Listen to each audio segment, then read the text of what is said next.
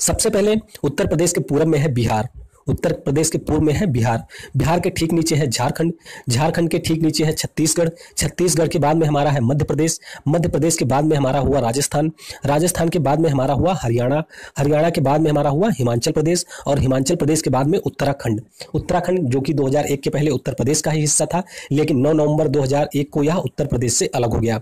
तो इस तरह से आप लोगों ने देखा कि उत्तर प्रदेश 8 राज्यों और एक केंद्र शासित प्रदेश के साथ में अपनी सीमा बनाता है, और उत्तर प्रदेश एक देश जिसका नाम नेपाल है उसके साथ में भी अपनी सीमा बनाता है। यहां पर स्थित है हमारा नेपाल। तो हम लोगों ने उत्तर प्रदेश के बारे में देखा कि उत्तर प्रदेश कहाँ स्थित है, और उसके सभी पड़ोसी राज्यों के बारे में यहां पर बात कर ली। अब चलते हैं थोड़ा सा आगे और उत्तर प्रदेश के भूगोल के संबंध में कुछ और चीजें जानते हैं। उत्तर प्रदेश के अगर हम जिलों की बात करें तो उत्तर प्रदेश में कुल जिलों की संख्या 75 है। इसके अलावा उत्तर प्रदेश की राजधानी लखनऊ है, इससे तो आप लोग परिचित ही होंगे। उत्तर प्रदेश का जो सबसे बड़ा जिला है उसका नाम है लखीमपुर खीरी। यहां पर आप उत्तर प्रदेश की राजधानी भी देख सकते हैं मैप में। उत्तर प्रदेश के सबसे बड़े जिले का नाम है लखीमपुर खीरी, और इसकी लोकेशन यहां पर है। आप लोग देख सकते हैं कि यह नेपाल के साथ में अपनी सीमा बनाता है। लखीमपुर खीरी उत्तर प्रदेश का सबसे बड़ा जिला है। अगर हम बात करें उत्तर प्रदेश के सबसे छोटे जिले के बारे में, तो उत्तर प्रदेश का सबसे छोटा जिला है भदोही, जिसे हम संत रविदास नगर भी कहते हैं, और यह पहले बनारस का हिस्सा था। यहाँ पर भदोही के पड़ोस में है बनारस, तो वाराणसी का यह पहले हिस्सा था, लेकिन बाद में इसको अलग करके एक अलग जिला बना दिया गया। तो यहां पर आपने देखा। अब यहां पर मैं आपको कुछ महत्वपूर्ण जिलों को भी दिखाना चाहूंगा मानचित्र के जरिए। जैसे कि यहां पर आप लोगों ने देखा उत्तर प्रदेश की राजधानी लखनऊ है। लखनऊ के बाद में यहाँ पर आइए, ये हमारा ललितपुर हो गया, ये झांसी हो गया, यहाँ पर हमारा जालौन है, जालौन के बाद में औरैया है, इटावा है, यहाँ पर हमारा आगरा है, फिर हमारा मथुरा हो गया, अलीगढ़ हो गया, बुलंदशहर हो गया। यहाँ पर छोटा सा एक जिला है जिसे हम लोग गौतम बुद्ध नगर या नोएडा भी कहते हैं। नोएडा के ठीक बगल में है गाजियाबाद, गाजियाबाद के ठीक ऊपर है मेरठ। यहाँ पर एक छोटा सा जिला है बागपत, बागपत के ऊपर है मुजफ्फरनगर, और मुजफ्फरनगर के ठीक ऊपर है सहारनपुर। तो ये सारे हमारे पश्चिमी जिले हो गए। इसके अलावा जो और महत्वपूर्ण जिले हैं उनके बारे में जब हम समझेंगे तो उन जिलों की लोकेशन भी मैं आपको दिखा दूंगा। अब हम आगे बढ़ते हैं और इसकी ज्योग्राफी के संबंध में कुछ और चीजों के बारे में बात करते हैं।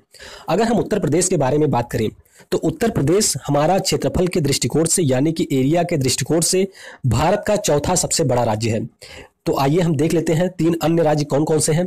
सबसे बड़ा राज्य है राजस्थान क्षेत्रफल की दृष्टि से, दूसरा सबसे बड़ा राज्य है मध्य प्रदेश, तीसरा सबसे बड़ा राज्य है महाराष्ट्र, और चौथा हमारा सबसे बड़ा राज्य है उत्तर प्रदेश। तो यह पॉइंट आप याद रखिएगा कि क्षेत्रफल के दृष्टिकोण से उत्तर प्रदेश भारत का चौथा सबसे बड़ा राज्य है। आगे अगर हम बात करें उत्तर प्रदेश की जलवायु के बारे में, तो ध्यान रखिएगा कि उत्तर प्रदेश की जो जलवायु है वह उष्णकटिबंधीय मानसूनी है। उत्तर प्रदेश की जलवायु उष्णकटिबंधीय मानसूनी है। अगर हम उत्तर प्रदेश में औसत तापमान के बारे में बात करें तो जो लोग उत्तर प्रदेश के निवासी होंगे उन्हें यह अच्छी तरीके से पता होगा कि हमारे यहाँ पर ठंडी भी अच्छी खासी पड़ती है और गर्मी भी अच्छी खासी पड़ती है। मतलब क्या हुआ कि जो हमारे यहाँ पर जनवरी का तापमान होता है वह 3 से 4 डिग्री सेल्सियस तक भी चला जाता है। और अगर हम बात करते हैं मई जून के बारे में, जैसे कि इस समय जुलाई चल रहा है, तो मई जून के समय जो उत्तर प्रदेश का तापमान है वह 43 से 45 डिग्री सेल्सियस तक भी पहुंच जाता है। तो इससे तात्पर्य यही होता है कि जनवरी में जो तापमान है वह 3 से 4 डिग्री सेल्सियस है। इसका मतलब कि हमारे यहाँ पर ठंडी भी अच्छी खासी होती है और हमारे यहाँ गर्मी भी अच्छी खासी होती है। फिर हम बात करते हैं वर्षा के बारे में। तो उत्तर प्रदेश में जो अधिकांश वर्षा होती है वह बंगाल की खाड़ी की जो मानसूनी शाखा होती है इसके द्वारा होती है। ध्यान रखिएगा कि उत्तर प्रदेश में सर्वाधिक वर्षा बंगाल की खाड़ी के शाखा के द्वारा होती है। जैसे जैसे हम उत्तर प्रदेश में पूरब से पश्चिम की ओर जाते हैं वैसे वैसे जो वर्षा की मात्रा है वह घटती जाती है। जाहिर सी बात है, आप इसको समझ भी सकते हैं कि जो हमारा बादल होगा जिसमें मॉइस्चर होगा, नमी होगी, वह जैसे जैसे हमारे स्थलीय भागों में बढ़ता हुआ जाएगा वर्षा करते हुए, तो उसके अंदर जो नमी है वह धीरे धीरे कम होती जाएगी। इसीलिए उत्तर प्रदेश के पूर्वी भागों में सबसे ज्यादा वर्षा होती है, लेकिन अगर उसके कंपैरिजन में हम बात करें पश्चिमी भागों के बारे में तो यहां पर जो वर्षा है वह कम होती है। आगे अगर उत्तर प्रदेश की हम नदियों के बारे में बात करें तो यहाँ की जो प्रमुख नदी है वह गंगा, यमुना, गोमती, घाघरा, शारदा और राप्ती, बहुत सारी नदियां उत्तर प्रदेश से बहती हैं। हालांकि उत्तर प्रदेश की जो प्रमुख नदी है वह हमारी गंगा है और इसके अलावा यमुना यहाँ की प्रमुख नदी है। गोमती नदी के बारे में अगर मैं आपको बताऊं तो गोमती नदी उत्तर प्रदेश की राजधानी लखनऊ से होकर के बहती है और यह उत्तर प्रदेश की एक प्रमुख नदी के अंतर्गत भी शामिल है।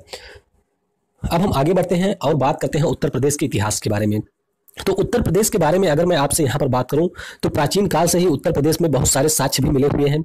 जैसे कि अगर हम बात करते हैं सिंधु घाटी सभ्यता के बारे में, जो कि हमारे यहाँ की सबसे प्राचीनतम सभ्यता है, तो सिंधु घाटी की जो सभ्यता थी वह हमारे पश्चिमी भारत में उदय हुई थी। हालांकि यह एक नगरीय सभ्यता थी। उसके बाद में सिंधु घाटी की सभ्यता के पतन के बाद हमारे देश में एक नई सभ्यता जो आई थी जिसका नाम था वैदिक सभ्यता। ध्यान दीजिएगा, वैदिक सभ्यता। तो वैदिक सभ्यता हमारे पश्चिमी उत्तर प्रदेश से प्रारंभ हुई थी और यह एक तरह से ग्रामीण सभ्यता थी। उत्तर प्रदेश के अगर इतिहास के बारे में बात करें तो हिंदू धर्म के जो देवता हैं श्री राम और श्री कृष्ण, इन दोनों की जन्मस्थली उत्तर प्रदेश में ही स्थित है। यानी कि श्री राम की जन्मस्थली फैजाबाद के अयोध्या में और श्री कृष्ण की जन्मस्थली मथुरा में मानी जाती है। आगे अगर हम बात करें तो वैदिक सभ्यता भी यहीं से उदय हुआ था, जैसा कि मैंने आपको पहले ही बताया था। अब हम उत्तर प्रदेश के नाम के बारे में थोड़ा सा जान लेते हैं कि समय समय पर जो उत्तर प्रदेश का नाम है उसमें परिवर्तन होता आया है। बेसिकली हम बात करेंगे अंग्रेजों के समय से, यानी कि सबसे पहले हम बात करेंगे 1834 में। 1834 में उत्तर प्रदेश का नाम था आगरा प्रेसिडेंसी। उत्तर प्रदेश का नाम था 1834 में आगरा प्रेसिडेंसी। उसके बाद में 1836 में इसका नाम बदल दिया गया और इसका नाम कर दिया गया उत्तरी पश्चिमी प्रांत, यानी कि नॉर्थ वेस्टर्न प्रोविंस। फिर हम आगे बात करते हैं तो 1858 में, यानी कि 1857 की क्रांति के बाद में इसका नाम कर दिया गया था अवध। 1857 की क्रांति में भी उत्तर प्रदेश का एक बहुत ही महत्वपूर्ण योगदान है। जैसा कि आप लोगों को पता ही होगा कि 1857 की क्रांति का प्रारंभ हुआ था कहां से? मेरठ से, जहां पर मंगल सिंह ने सबसे पहले इस क्रांति की चिंगारी को हवा दी थी। उसके बाद में लखनऊ का भी योगदान था, यहां से बेगम हजरत महल। उसके बाद में अवध का भी योगदान था। फिर हम बात करें कानपुर का, तो इस तरह से उत्तर प्रदेश का हमारी 1857 की स्वाधीनता संग्राम में, 1857 की क्रांति में एक महत्वपूर्ण योगदान था। तो 1857 की क्रांति के बाद 1858 में उत्तर प्रदेश का नाम बदल करके अवध कर दिया गया था। आगे हम बात करें 1902 में, तो 1902 में इसके नाम में एक बार पुनः परिवर्तन किया गया और इसका नाम अब बदल करके आगरा और अवध का संयुक्त प्रांत कर दिया गया था। फिर 1921 में ब्रिटिश भारत के अंदर जब यह पूरी तरीके से आ गया था तो इसे ब्रिटिश भारत का संयुक्त प्रांत कहा जाने लगा था। फिर फाइनली जाकर के 24 जनवरी 1950 को इसका नामकरण हुआ। जिस दिन हमारा संविधान लागू हुआ था उसके ठीक 2 दिन पहले 24 जनवरी 1950 को इसका नाम उत्तर प्रदेश किया गया था। लेकिन यहाँ पर मैं आपको बताना चाहूंगा कि 9 नवंबर 2000 में उत्तराखंड का निर्माण किया गया। हालांकि पहले मैंने आपको 2001 बता दिया था, तो उसके लिए मैं क्षमा चाहता हूं। तो 9 नवंबर 2000 को एक नए राज्य का गठन किया गया जिसका हिस्सा उत्तर प्रदेश से लिया गया था। और जब इस राज्य का गठन किया गया था तो इसका नाम था उत्तरांचल, लेकिन बाद में इसका नाम बदल करके उत्तर प्रदेश कर दिया गया, उत्तराखंड कर दिया गया था। तो यहां पर हम लोगों ने ब्रीफ में उत्तर प्रदेश के इतिहास के बारे में जाना। अब हम आगे चलते हैं और उत्तर प्रदेश के राजकीय प्रतीकों के बारे में बात कर लेते हैं। सामान्यतः हम लोगों को देश के जो राष्ट्रीय प्रतीक हैं उनके बारे में तो जानकारी होती है, लेकिन जो राज्यों के राजकीय प्रतीक होते हैं उनके बारे में शायद हम लोगों को कम जानकारी होती है। तो इसीलिए हम उत्तर प्रदेश के राजकीय प्रतीकों को भी यहाँ पर आइए जान लेते हैं। उत्तर प्रदेश के अगर हम राजकीय पशु की बात करें तो इसका नाम है बारहसिंगा। ध्यान दीजिएगा, जिस प्रकार से भारत का राष्ट्रीय पशु है बंगाल टाइगर, उसी प्रकार से उत्तर प्रदेश का राजकीय पशु है बारहसिंगा। ये आप फिगर में आप देख सकते हैं, ये हमारा बारहसिंगा हुआ। आगे उत्तर प्रदेश के राजकीय पक्षी के बारे में बात करें तो उत्तर प्रदेश की राजकीय पक्षी का नाम है सारस। ये हमारी होती है सारस, जो कि हंस के समान एक बड़ी पक्षी होती है। राजकीय पक्षी के बाद हम लोग इसके पुष्प की बात करते हैं तो उत्तर प्रदेश का राजकीय पुष्प है पलाश। उत्तर प्रदेश के राजकीय पुष्प का नाम है पलाश। पलाश के वृक्ष को आप लोगों ने देखा होगा, ये उसका फूल होता है और शायद आपने इसके फूल को भी देखा होगा। राजकीय वृक्ष के बारे में अगर हम बात करते हैं तो उत्तर प्रदेश के राजकीय वृक्ष जो है वह अशोक है। यह अशोक का वृक्ष है, आप लोगों ने देखा होगा, काफी सुंदर होता है। बेसिकली इसे लोग अपने घर के सामने शो के लिए लगवाते हैं, यानी कि दिखाने के लिए। इसकी जो छवि होती है वह काफी अच्छी लगती है। राजकीय वृक्ष के बाद हम आगे बढ़ते हैं, राजकीय मोहर के बारे में बात करते हैं, जो यहाँ का स्टाम्प है, जो यहाँ की सील है। इस प्रकार से कुछ इसकी सील होती है जिस पर उत्तर प्रदेश सरकार लिखा होता है। बीच में 2 रोहू मछली होती है और एक धनुष बना होता है। राजकीय मोहर के बारे में अगर हम लोगों ने बात कर ली है, अब हम बात करते हैं राजकीय खेल के बारे में। तो उत्तर प्रदेश का राजकीय खेल वही है जो हमारे भारत का राजकीय खेल है, यानी कि हॉकी। उत्तर प्रदेश के राजकीय नृत्य के बारे में बात करें तो उत्तर प्रदेश का जो राजकीय नृत्य है वह कथक है। ध्यान दीजिएगा, यह कथकली नहीं है, यह कथक है। कुछ इस प्रकार का डांस होता है कथक के अंतर्गत। अब हम आगे बढ़ते हैं और बात करते हैं उत्तर प्रदेश की राज व्यवस्था के बारे में। तो उत्तर प्रदेश के बारे में अगर मैं आपको बताऊं तो यहाँ के जो वर्तमान मुख्यमंत्री हैं, ये इनका नाम है योगी आदित्यनाथ। उत्तर प्रदेश के अगर हम राज्यपाल के बारे में बात करें तो उत्तर प्रदेश के राज्यपाल का नाम है राम नाईक। उत्तर प्रदेश में हम अगर विधानसभा की सीटों के बारे में बात करें तो यहां पर कुल 403 सीटें हैं, जिनमें से एक सीट ऐसी है जिस पर किसी व्यक्ति को हमारे राज्यपाल के द्वारा मनोनीत किया जाता है। तो इस प्रकार से उत्तर प्रदेश में कुल विधानसभा के सीटों की संख्या 404 है। अब हम अगर बात करते हैं उत्तर प्रदेश के बारे में तो यहां पर ध्यान रखिएगा कि उत्तर प्रदेश में विधान परिषद भी है। भारत के कुल 6 7 राज्यों में विधान परिषद है, जिनमें से उत्तर प्रदेश भी एक है, और उत्तर प्रदेश में विधान परिषद की कुल सीटें 100 हैं। अगर आप इसके बारे में और डिटेल में जानना चाहते हैं तो आप मेरी जो पॉलिटी की क्लास है उसको अच्छे से देख सकते हैं, वहां पर मैंने इन सारी चीजों के बारे में बताया है। विधान परिषद के बारे में हम लोगों ने बात कर ली। अब हम बात करते हैं उच्च न्यायालय के बारे में। तो उत्तर प्रदेश का उच्च न्यायालय इलाहाबाद में है, और इसकी एक पीठ हमारे लखनऊ में भी स्थित है, यानी कि उत्तर प्रदेश की राजधानी लखनऊ में भी इसकी एक पीठ स्थित है। लोकसभा की सीटों के बारे में बात करें तो उत्तर प्रदेश में भारत के सभी राज्यों से सबसे ज्यादा लोकसभा की सीटें हैं, मतलब कि हमारे उत्तर प्रदेश में कुल 80 लोकसभा की सीटें हैं। दूसरे नंबर पर महाराष्ट्र का स्थान आता है, जहां पर 48 लोकसभा की सीटें हैं। तीसरे नंबर पर हमारा पश्चिम बंगाल है, जहां पर 42 है। फिर हम बात करते हैं राज्यसभा की सीटों के बारे में। तो राज्यसभा में उत्तर प्रदेश की 30 सीटें हैं। ध्यान रखिएगा, उत्तर प्रदेश की राज्यसभा में 30 सीटें हैं। तो यहां पर हमने उत्तर प्रदेश की राज्य व्यवस्था के बारे में कुछ सामान्य जानकारी इकट्ठा की। अब हम आगे बढ़ते हैं और बात करते हैं उत्तर प्रदेश की जनगणना के बारे में। तो यह काफी ज्यादा महत्वपूर्ण सेगमेंट है। इससे प्रश्न हर परीक्षा में पूछे जाते हैं, खासतौर पर जो उत्तर प्रदेश में आयोजित परीक्षाएं होती हैं उसमें उत्तर प्रदेश की जनगणना से प्रश्न पूछे जाते हैं। तो सबसे पहले मैं आपको बता दूं कि उत्तर प्रदेश की 2011 की जनगणना के अनुसार यहां की कुल पॉपुलेशन थी करीब 20 करोड़। हालांकि 2001 की अगर हम लोग बात करते हैं तो 2001 में उत्तर प्रदेश की जनसंख्या थी 16.62 करोड़। तो इस प्रकार से जो कुल जनसंख्या में वृद्धि हुई थी उसकी दर थी 20.23%। इससे पहले जो वृद्धि हुई थी वह 25.80% थी। एक बार मैं आपको फिर से बता दूं कि उत्तर प्रदेश की जो जनसंख्या थी वह 19.98 करोड़ थी 2011 में। उससे पहले 2001 में उत्तर प्रदेश की जनसंख्या थी 16.62 करोड़। इसमें जो वृद्धि हुई थी, यानी कि 2001 से 2011 के दौरान जो उत्तर प्रदेश में जनसंख्या की वृद्धि हुई थी वह 20.23% थी। लेकिन अगर हम बात करते हैं 1991 से 2001 के बीच, तो उस समय जो जनसंख्या की वृद्धि थी वह 25.80% थी। वृद्धि दर के बारे में हम आगे बात करते हैं लिंगानुपात के बारे में, यानी कि सेक्स रेशियो के बारे में, मतलब कि प्रति 1000 पुरुषों पर कितनी महिलाएं हैं उत्तर प्रदेश में। तो उत्तर प्रदेश में प्रति 1000 पुरुषों पर 912 महिलाएं हैं 2011 की जनगणना के अनुसार। आगे अगर हम बात करते हैं बाल लिंगानुपात के बारे में, तो बाल लिंगानुपात का मतलब होता है कि प्रदेश में 0 से 6 वर्ष के जो बच्चे होते हैं, तो उत्तर प्रदेश में बाल लिंगानुपात है 902। जनसंख्या घनत्व के बारे में बात करें, जनसंख्या घनत्व का मतलब होता है कि किसी पार्टिकुलर क्षेत्र में रहने वाले लोगों की संख्या, यानी कि अगर आप 1 किलोमीटर लंबी दूरी और 1 किलोमीटर चौड़ी दूरी ले लें तो इसके बीच में जो जनसंख्या निवास करती है उसे हम जनसंख्या घनत्व कहते हैं। तो उत्तर प्रदेश की जो जनसंख्या घनत्व है वह 829 है। इसका मतलब क्या हुआ कि 1 किलोमीटर लंबाई और 1 किलोमीटर चौड़ाई के अंतर्गत उत्तर प्रदेश में 829 लोग रहते हैं। अब हम बात करते हैं साक्षरता के बारे में, यानी कि लिटरेसी यहां पर कितनी है। तो उत्तर प्रदेश में जो साक्षरता है वह 67.78% है, यानी कि 67.78% उत्तर प्रदेश की साक्षरता है। आगे अगर हम बात करते हैं पुरुष साक्षरता के बारे में, तो उत्तर प्रदेश में जो पुरुष साक्षरता है वह कुल साक्षरता से ज्यादा है, मतलब कि यहाँ पे 77.28% पुरुष साक्षर हैं। लेकिन महिलाओं की स्थिति अभी भी उत्तर प्रदेश में काफी खराब है शिक्षा के मामले में। तो महिलाओं की साक्षरता जो है वह 57.18% है। अब देखिए उत्तर प्रदेश की अगर मैं बात करूं, थोड़ा सा यहाँ पर मैं टॉपिक से हटके बात करता हूं, तो उत्तर प्रदेश में बेसिकली क्या होता है कि यहाँ पर जो लड़कियां होती हैं उनकी शिक्षा पर काफी कम खर्च किया जाता है। क्यों? क्योंकि उत्तर प्रदेश में हर पिता को दहेज के रूप में एक बड़ा अमाउंट देना होता है।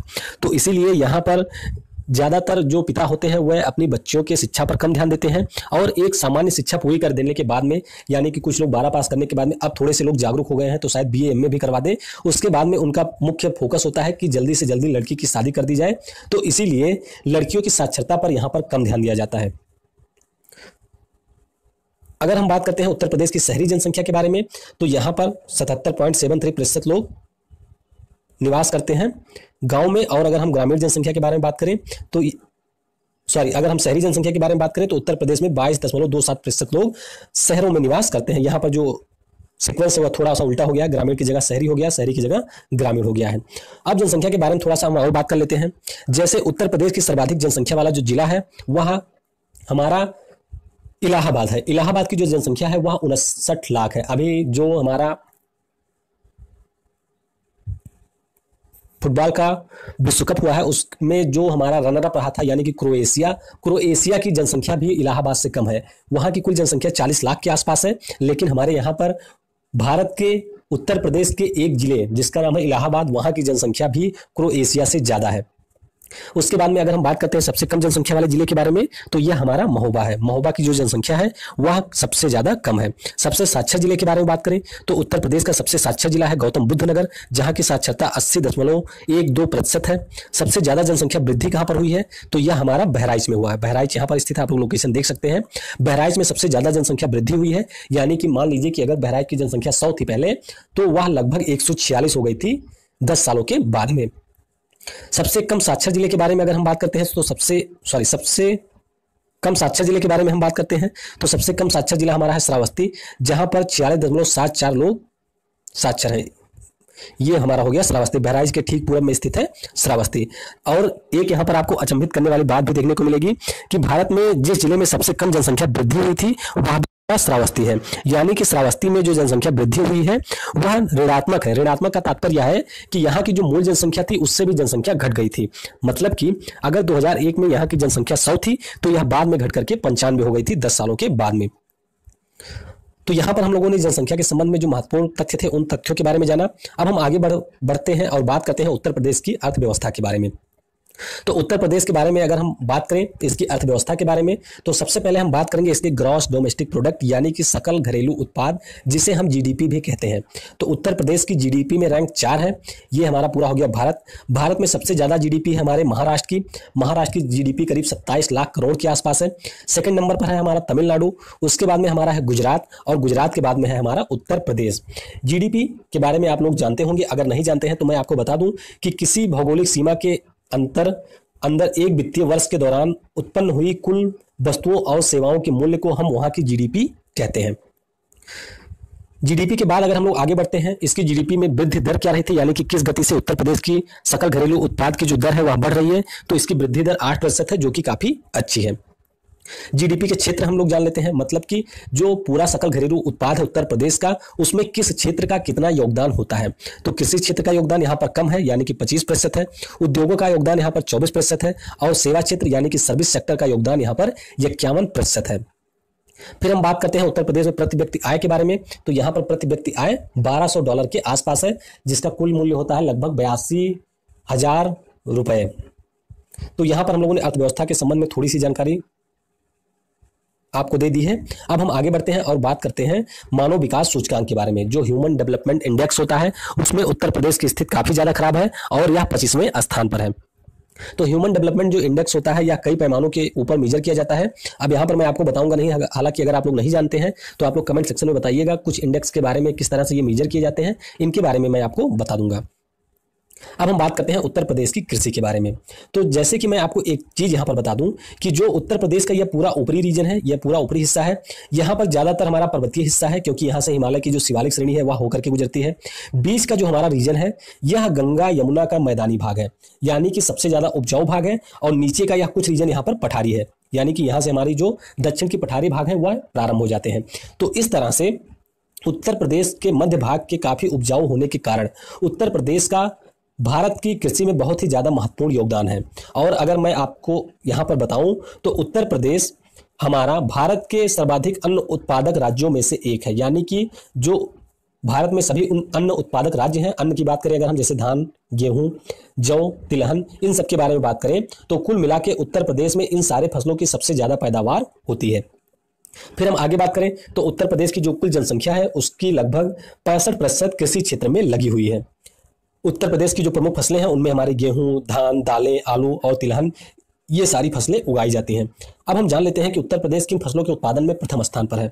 तो उत्तर प्रदेश गेहूं के उत्पादन में, गन्ना के उत्पादन में, आलू के उत्पादन में, आम के उत्पादन में प्रथम स्थान पर है।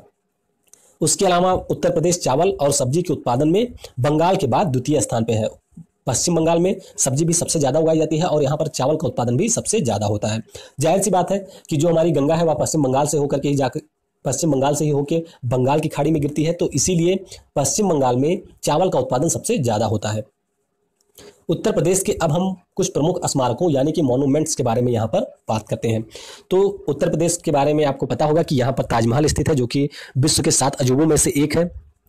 ताजमहल हमारा स्थित है आगरा में और इसको बनवाया गया था मुगल शासक शाहजहां के द्वारा। तो ये आप लोग ताजमहल की लोग देख सकते हैं किस प्रकार से हमारा ताजमहल बना हुआ है। आप में से बहुत सारे लोग शायद घूमने भी गए होंगे ताजमहल, अगर नहीं गए हैं तो आपको जाना चाहिए। एक अद्भुत हमारे आर्किटेक्चर का नमूना है ताजमहल, तो इसे देखने के लिए आपको जरूर जाना चाहिए। ताजमहल के बाद अगर हम बात करें बुलंद दरवाजा, जो कि फतेहपुर सीकरी में है और इसका निर्माण करवाया गया था अकबर महान के द्वारा। ये बुलंद दरवाजा हो गया। बुलंद दरवाजा के बाद अगर हम बात करें तो अकबर के मकबरे का नाम आता है। अकबर का मकबरा हमारा स्थित है आगरा में, यह हमारा है अकबर का मकबरा। अकबर के मकबरे के बाद अगर हम बात करें तो बड़ा इमाम बाड़ा, जो कि लखनऊ में है, इसे असाफुद्दौला के द्वारा बनाया गया था। अब बड़ा इमाम बाड़ा जो है यह भी काफ़ी ज़्यादा दर्शनीय है। आप इसके अंदर जाएंगे, घूमेंगे पूरा अंदर, तो आपको काफ़ी इंटरेस्टिंग चीज़ें जानने को मिलेंगी। और एक बहुत ही विशेष चीज़ इसके अंदर जानने को मिलेंगी कि किस प्रकार से उस समय के स्मारकों का निर्माण किया गया था, शत्रुओं से रक्षा करने के लिए या शत्रुओं पर नजर रखने के लिए। इमाम बाड़ा के बाद हम आगे बढ़ते हैं और बात करते हैं झांसी के किला के बारे में। तो झांसी का किला जो कि झांसी में स्थित है और इसे राजा वीर सिंह देव के द्वारा बनवाया गया था।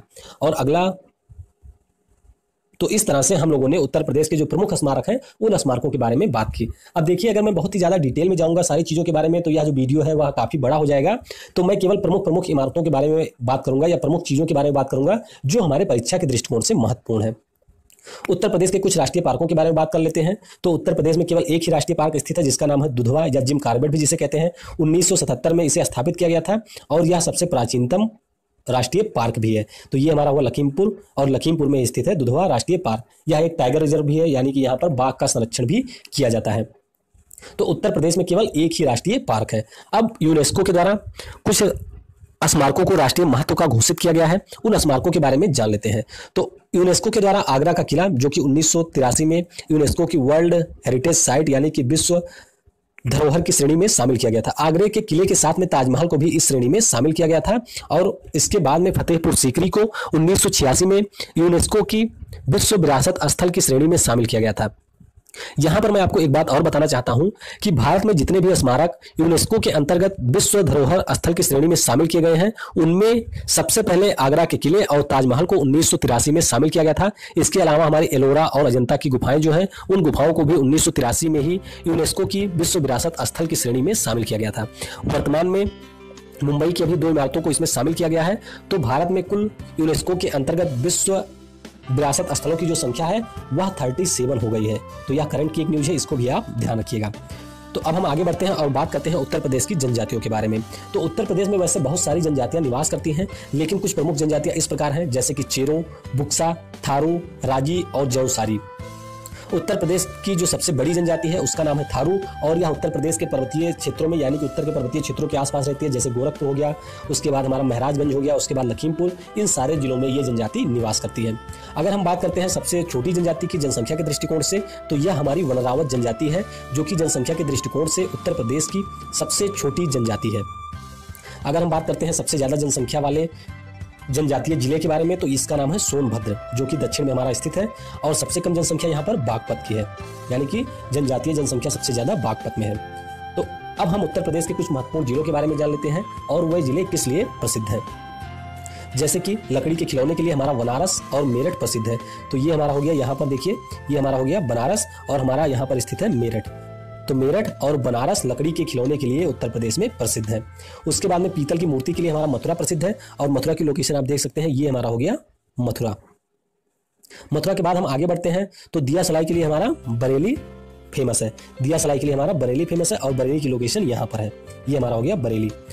दिया सलाई के बाद हम आगे बात करें रबड़ के बारे में, तो रबड़ के लिए हमारा गाजियाबाद प्रसिद्ध है। गाजियाबाद की लोकेशन है यहाँ पर, ये देखिए मेरठ के ठीक नीचे हमारा गाजियाबाद स्थित है। रबड़ के बाद ताला हमारा फेमस है अलीगढ़ के लिए। आपने अलीगढ़ के ताले के बारे में तो सुना ही होगा। तो अलीगढ़ हमारा स्थित है ठीक बुलंदशहर के नीचे और मथुरा के ऊपर। ताला के बाद अगर हम लोग बात करते हैं चमड़ा के लिए, तो चमड़ा के लिए हमारा कानपुर प्रसिद्ध है। कानपुर के लोग जो होंगे या आसपास के लोग होंगे जो कानपुर गए होंगे, उन्हें कानपुर के बारे में पता होगा कि कानपुर हमारा चमड़ा के लिए प्रसिद्ध है, और यहाँ पर शायद बड़े बड़े जानवरों को भी काटा जाता है। तो काफी ज्यादा गंदा शहर भी है हमारा कानपुर चमड़ा उद्योग के कारण। अब हम आगे बात करते हैं कागज के लिए, तो कागज के लिए हमारा सहारनपुर फेमस है। कागज या फिर आप बात करें लुगदी के बारे में, तो कागज और लुगदी के लिए हमारा सहारनपुर प्रसिद्ध है। सहारनपुर के बाद हम आईटी सिटी के बारे में बात करते हैं, तो आईटी सिटी के लिए हमारा ये जो गौतम बुद्ध नगर है, जिसे हम लोग नोएडा भी कहते हैं। फिल्म सिटी की बात करें या आईटी सिटी की बात करें, तो इसके लिए हमारा नोएडा प्रसिद्ध है। नोएडा के बाद में हम आगे बढ़ते हैं और बात करते हैं खेल के सामान के लिए, तो खेल के सामान के लिए भी हमारा मेरठ प्रसिद्ध है। जिस प्रकार से लकड़ी के खिलौने के लिए प्रसिद्ध है, उसी प्रकार से खेल के सामान के लिए भी मेरठ प्रसिद्ध है। मेरठ के बाद हम बात करते हैं कांच उद्योग के लिए, तो कांच उद्योग के लिए हमारा फिरोजाबाद मशहूर है। कांच उद्योग के लिए हमारा फिरोजाबाद मशहूर है। उसके बाद में हम आगे बढ़ते हैं और बात करते हैं प्रमुख खनिजों के बारे में। तो वैसे अगर मैं आपको बताऊं तो उत्तर प्रदेश में कोई खास खनिज नहीं पाई जाती है, लेकिन कुछ प्रमुख खनिज उत्तर प्रदेश के पूर्वी दक्षिणी भाग में पाए जाते हैं, दक्षिण पूर्वी भाग में पाए जाते हैं। जैसे कि जो हमारा सोनभद्र जिला हो गया या मिर्जापुर हो गया, उसके अलावा हमारा महोबा हो गया, ललितपुर हो गया, इन क्षेत्रों में कुछ खनिज के निक्षेप हमारे यहाँ पर पाए जाते हैं। तो आइए उन खनिजों के बारे में देख लेते हैं। जैसे पहले हो गया हमारा चूना पत्थर। तो चूना पत्थर हमारा मिर्जापुर और सोनभद्र में पाया जाता है। ये हमारा हो गया सोनभद्र और इसके ठीक ऊपर है मिर्जापुर। तो मिर्जापुर और सोनभद्र में हमारा चूना पत्थर पाया जाता है। उसके बाद में हम आगे बात करें डोलोमाइट के बारे में। तो डोलोमाइट का यूज यहाँ के जो नक्सलाइट लोग हैं वो बम बनाने में भी करते हैं। तो डोलोमाइट हमारा पाया जाता है बांदा में, बांदा के बाद में मिर्जापुर में और सोनभद्र में। डोलोमाइट के बाद हम आगे बात करते हैं जिप्सम के बारे में। तो जिप्सम हमारा पाया जाता है कहाँ पर, झांसी में, और उसके बाद में हमारा हमीरपुर में। तो यहाँ पर आप लोग शुरुआती कुछ खनिजों के बारे में अध्ययन करने के बाद में यह क्लियर हो गया होगा कि ज्यादातर जो खनिज हैं वे हमारे पठारी क्षेत्र में पाए जाते हैं। जिप्सम के बाद हम आगे बात करें यूरेनियम के बारे में। तो यूरेनियम के कुछ निक्षेप हमारे पाए जाते हैं ललितपुर में। आगे फिर हम बात करते हैं कोयला के बारे में। तो सोनभद्र के पास ही कुछ कोयला की हमारी खानें भी पाई जाती हैं, यानी कि यहाँ से कोयले को निकाला जाता है। अब हम कुछ अन्य परीक्षा के दृष्टिकोण से महत्वपूर्ण तथ्यों के बारे में बात करते हैं। उत्तर प्रदेश के बारे में अगर मैं आपको बताऊं तो उत्तर प्रदेश की जो मुख्य निवासी हैं वो हिंदू हैं और यहाँ पर मुस्लिम पॉपुलेशन भी रहती है। इसके अलावा उत्तर प्रदेश में मुख्य रूप से हिंदी, उर्दू और भोजपुरी मुख्य भाषा के रूप में बोली जाती है। उत्तर प्रदेश में 2 अंतर्राष्ट्रीय हवाई अड्डे हैं, जिनमें से पहला लखनऊ में और दूसरा बनारस में है।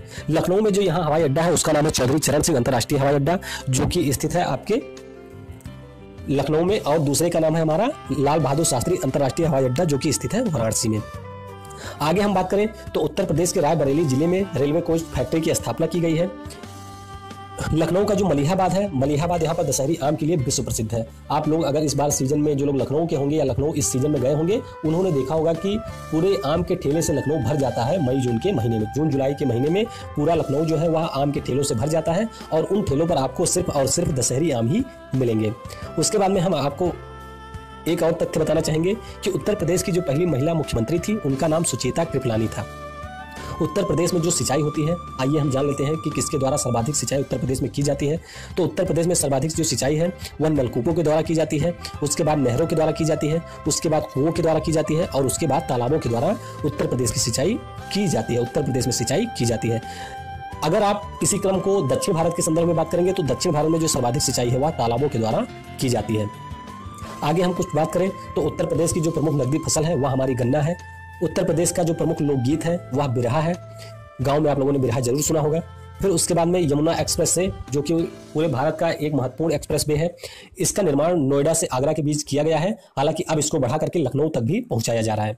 उसके बाद हम आगे बात करें तो उत्तर प्रदेश में जो जैन और बौद्ध धर्म है, इन दोनों का एक प्रसिद्ध तीर्थ कौशाम्बी जिले में स्थित है।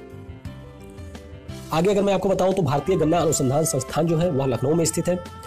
उसके बाद में यमुना और चंबल नदी, जो कि जो 2 प्रमुख नदियां हैं उत्तर प्रदेश की, वह इटावा के पास में आकर के मिलती है। उसी प्रकार से जैसे हमारी गंगा, यमुना और सरस्वती आकर के मिलती है इलाहाबाद में, इसीलिए इलाहाबाद को प्रयाग भी कहा जाता है।